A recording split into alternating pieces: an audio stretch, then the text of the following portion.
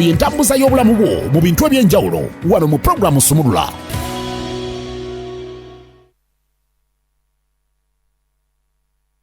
Nakulwa kutano lwe tuyita nagawonye oba Friday tuba tumalako week nga tuyingira weekend katusubira bitambula bulungi nnyo nnyini ddala era nga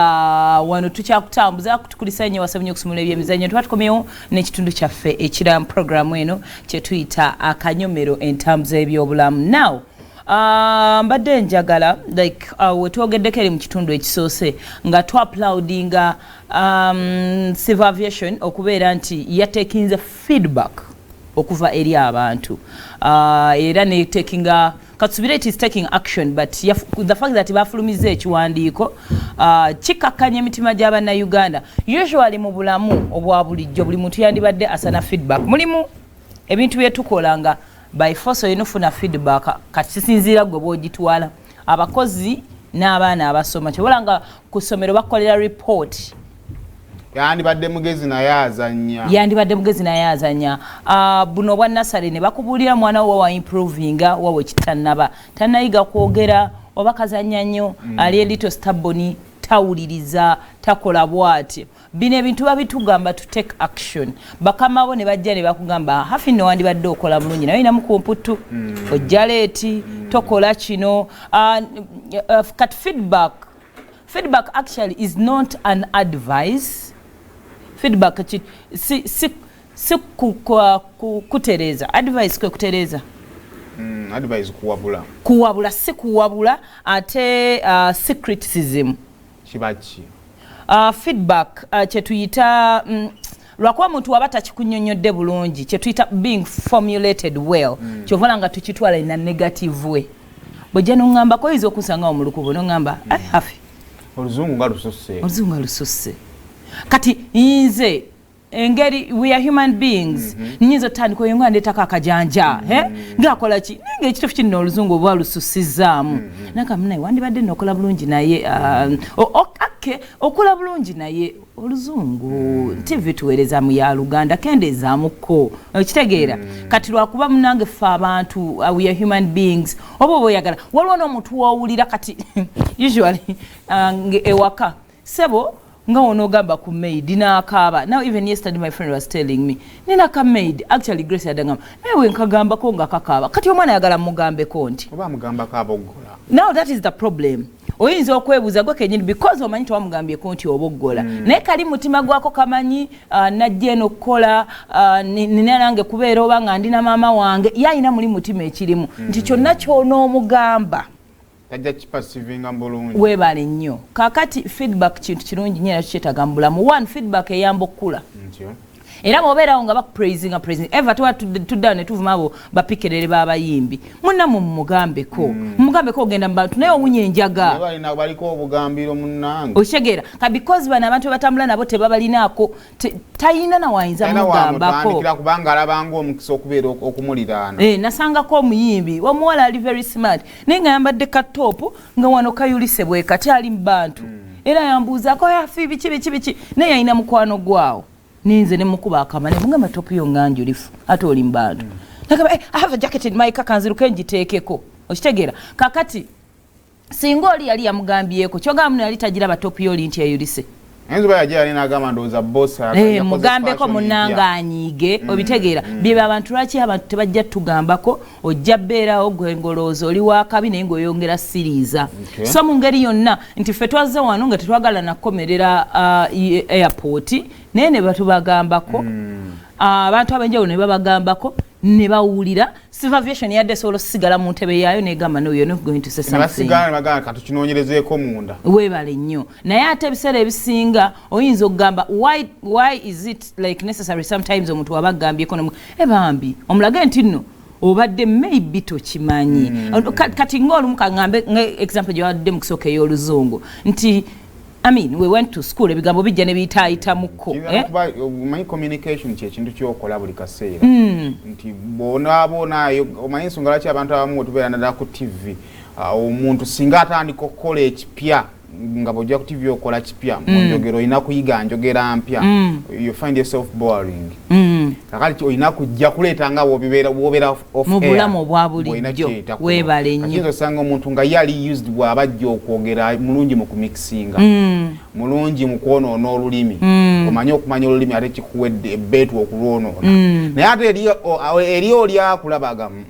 that's not right. That's not kyakola si kituufu. Yes, abamu tubeere waka abaana bakozesa nnimi ndala kati mukubaawo tuyinza okubula okitegeera nate bwekiŋŋambako ebanga we capcol neŋŋamba mbulamu naye nojja nga wezza mpolampoefuuka reminder webale kuŋŋambako baŋŋamye nkozesa nnyo baŋŋamye nkozesa nnyo oleeta ekigambo ekisooka ekyokubiri n'oddayo mu lulimi lw'olina okukozesa because yafuuse reminder yafuuse alarm mu bwongo webale nnyo naye mbulamu obwa bulijjo ffenna twandibadde tukula singa tuwa okutu kyebayita feedback kyova olaba abantu kati nga banks malwaliro gayina kyebayita I think byaggwawo nedda byalingawo nnyo suggestion box tugirina nti oyinza suggestion box bateekawo kamera balinga baagala okukwata eyataddemu okitegeera naye nga si bwekyandibadde nti oyinza okuba olina kyoyagala okugamba ku hafi naye ate bosi waffe tolina gyogenda mujja nowandika kakiiti n'okasuulamu bwe bazijjamu ne bazisoma bamanya obusobi we buli ne mu bulamu bwa bulijjo emirimu we gitambulamu and all that fe yennyini tutuule ne mu meetings zaffe ez'emirimu kiteekawo ne connection nti babosi baffe balina bye boogedde naye naffe batuwuliriza so because you're the owner of this station, you're the CEO gwali mu kitiibwa it doesn't tekikuteeka mu position kumanya buli kimu ojja kwesanga nti abaana ababeera mu marketing abatukira ba clients ife ababeera ku mpewo n'abalala fe abamanyi client oyo nakirabanga nnyo Innocent oyo akozesezza nnyo ne kaakati gyali eri ku media house ye nejja atandikira kangambe mu club akozesa nnyo abaana okumanya ki ekigenda mu maaso fe abatukira ba clients fe abajja okumanya nti toilet si bagamba toilet yeri yakutuka muno mu club muunya emmere si nnungi buli mwana wagenda n'awa customer emmere n'amugamba emmere badde nnungi customer agenda kubeera open omugamba omunyo gwasuseemu otherwise mba temuziwulira ezo feedback ne muyomba oba chapati zabadde zikaluba teri agenda kubulira ku nsobi yo baja gamba oyagambwako yamanyi so it is very beautiful in taking a feedback eyamba mukula mukutereeza nti supervision eyinza okuba ebaddewo eri babosi eri waggulu nga tebamanyi kiri eno ku ground ate nno abantu basobola okukola olukalala okuva ku manager paka ku mukozi asembayo bonna nga babbi nga gwe bosi gwe basuula bonna nga babbi era nga baluka olukwe ne lutambula bwe titiza chain so naye bwobanga okkiririza mu feedback nawe bosi ng'oli open kangambe office y'abantu tebagitya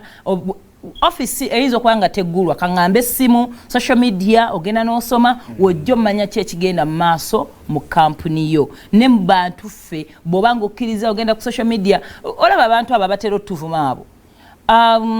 olumu yes omuntu kati nga bwe naggambye kisinziira omuntu bwakireese ayinza okuba ddala kyayogera kituufu naye because yazza avuma buvumi that's why we don't take that criticism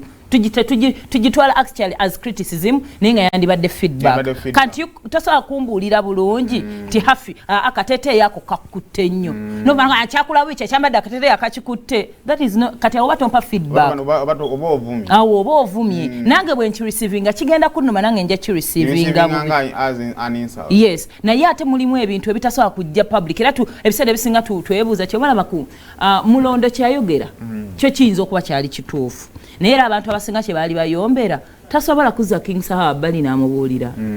mulondo asobola okubulwa ennamba ya King Saha okitegeera nti teyandikyogedde ku public platform ensi yonna n'ekiwulira so kyekyo kye tuyita feedback tiyinza okuba teyali mbi naye abantu we baagisengejja yagifuna oli yagifuna ng'eri heavy mu ba clients baagifuna bulala ne mu bulamu obwa bulijjo ng'omuntu atagifuna bulungi now tuyina tuyita forms of a criticism waliwo eri fomo yoku nti katugambe nga ku mulimu nga wano babosi baffe ne batuula eri nga gye batudde naffe ne tutuula eno ntandika owanyisiganya ebirowoozo nga bwe twatuuka ffe ku end of year ne tugamba twandyogeddemukko kuki ku certificates ne twongerako category endala and all that ne bagamba okay kikola sense oba ebintu ebyenjawulo ne muwanyisiganya okitegeera ebirowoozo otherwise wemba temugineyo open discussion abaana bajja tuula eno namwe mutuuleeri musigaze ebyammwe bye mulina n'abaisalize basigaze ebyo bye balina mubalagire bakole ebyo bye mukola mugenda olaba kampuni weere naye ng'olaba kyewatandikawo kyewateekawo kyolowooza ne kimotivatinga abantu nga tekibongerayo lwansonga nti walimitinga feedback okuva gye bali okuimprovinga kyolina. And talking of motivation, okuwuliriza feedback gwe gumu ku mulimu, it motivates a lot. Endala waliwo gye tuyita evaluative feedback. Eno usually abantu tebajagala kuba sounding nga personal. Nga kiri example gye nkuwadde nti eyo egenda direct ku mpisa y'omuntu. Erimu ogamba omuntu directly ku neeyisa someone's behavior. Kuba ffe tuli bantu kyobola nga tulina empisa ez'enjawulo twakulira mu bifo byanjawulo twagenda masomero ga njawulo. Gundi eyo naalinamu oyogera bubi eri abantu. Kati honestly oyogera bubi. Era ensi yonna ekimanyi. Some people just keep quiet. Naye ate omuntu bw'anagamba ogenda kitwala bubi. Kyobola nga olumu abantu they sit back ne bakuleka n'ofuuka ekisekererwa mu environment. Naye ate singa obeera n'omuntu ali lucky kyobola nga olumu tuweebuuza naye ono talina maama we. Tebalina bazadde baabwe bagambako nti nze mpulira siri mu position ntuufu kugambako kuba ogenda kifuna bubi but maybe maama wo omuntu bw'anagambako nti naye sema olulimi lw'okozesa si lulungi oyinza otereeza kiyinza okuluma naye n'ogamba mami olaba ki muzeeyi olaba ŋŋamba kirabika si kirungi naye singa nze aba akugambye tuyinza okwambalagana kugamba nga ekitegeera feedback type ya feedback endala eri ejjanga form of advice ng'ogambako ku muntu how to correct kati eno bwemba we nali naakajana I remember first time semu yangamba kamera hiyo gyoba otunulamu kati singa kati banga lyemberedde wano kumpewo actually abantu bebatera okugamba ebbanga lyenvugidde mu motoka ongamba otya muno nina kukola mwene sembe ebbanga lyemberedde wano kumpewo ongamba otya muno eri kamera gye nina tunulamu lwaki mu disrespectinga abantu naye ate mu ntandiko era bagamba eno ina gikola ku early stages ewaka nga maidi yakatuuka woyina mu correcting nalonga obudde bazuuka ssaawa zino omwana alya ssaawa bwe ziti bw'akaaba talina kukabya dakika zisukka bwe ziti because in the future bw'osigala ng'omugamba ebintu byalaba byabadde ataakola obanga atamuyingirira obanga ayomba kafuuka kajanja anti bulijjo mulerera omwana ngamba atya muno omwana we sima yakaabye ekyo kati kizeeko mu relationship abasajja bima mulikyalinga obufumbo tebuyina buzibu ng'oli okay n'omukyala everything is fine emmere kiri fine okugirya ku mwenda wabanga bwasazewo gijjula okusalawo okwoleza engoye mu nnyumba yonna neetotobala lwakuba agenda gisiimuula it is fine kakati bw'atandikira okulaba nti no the two of you have problems wamina issues kwe kutandika okupiikinga kwebyo byadde ng'akola bulijjo waki mutotobaza ennyumba waki mukozi naye nga ate bulijjo tekikwetioninga era okala omukazi wagamba are we okay lwansonga nti luli wakiraga nti kyali fine kati saa zino ntandise okulaga nti tekiri fine yes so mu early stages omuntu oba oyagala omugambako mugambe eyo bagiyita prescriptive feedback then descriptive feedback eyo yejjirako nti omuntu abadde wakoze kyakoze olina kyoyagala naye n'osooka okugamba bakama baffe batera obikozesa mwebale nnyo okukola mubadde bakozi balungi era twebaza okuba nti guno omwaka tuguyiseemu bulungi naye era mulimu ebikyanyegenya osoose ku appreciatinga the fact nti nno boli nabo balina byebakoze kyobalaba bwojja buzi nga waliwo wano gye nagambye evaluative nongamba ne bannange ono ye alisiimako ddi oli ejja buzi just ever complaining like literally sina kyenkolayo kikunyumira bannange tukooyo okutuuka leeti noga naye ffenna tewaliiwo lwe nalinkedde ekyala teyalaba kwolwo nti nno nakeera ngambe kutuuka leeti naye ngaate bantu bangi abatakolanga enkuba etonyi naye nze ngamba nze nga nzija ewaka maid newabeera mwamiwo lwazzeeko leeti tolaba nnaku ziri zaakeddeko mawo waka so zeezo naye nga kigenda kituyamba mu bulamu obwa bulijjo okukyusaamu okutereezaamu like nga bwe nagambye feedback tekitegeeza nti omuntu aba akunyiga it's not criticism however sina advice just omuntu okuwa obubaka ye nga bwabulaba gwe n'otereezaamu weya necessarily baliriza ne cycle ya gundi ya feedback tugenda tumalirize endowooza eva wano ku discover issues mubeera mu self discovery then bagite batya eyo assisted discovery bw'omala okwezuula n'ogenda ku analysis of causes and consequences otandika n'okwezuula of issues kirimu bibiri self discovery and then assisted abantu we bakuyambira then gundi eddako kwa analyzinga ekyo kiweezuddemu biki ebikivaamu n'ebizibu byakyo womala okubizuula ogamba creating options and solutions nze sejja kyusa abafa baffe naye nze sigenda kwagala 10 kanyagala 10 naye nga bakoze eki bantegedde you've created an option era ne solution omaze ogikola ki bw'ovaawo commit to action kitegeeza ndi womala okufuna ekyo kyosazeewo okukola